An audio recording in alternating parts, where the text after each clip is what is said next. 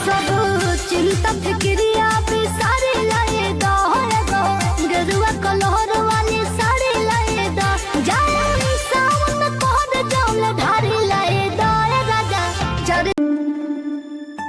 मेरे प्यारे मनीष जी, आज हम आपके लिए लाए हैं सबसे बेहतरीन लव शायरी। आप इस शायरी को पूरा सुनिएगा, दिल को छू लेगी। तो चलिए शायरी को स्टार्ट करते हैं। मनीष जी, आपके आने से जिंदगी कितनी खूबसूरत है कि मनीष जी, आपके आने से जिंदगी कितनी खूबसूरत है। दिल में बसी बस आपकी ही सूरत है। दूर नहीं जाना हमसे कभी भूल कर भी, कि दूर नहीं जाना हमसे कभी भूल कर भी, हमें हर कदम पे सिर्फ आपकी ही जरूरत है। I love you Manish ji, I love you.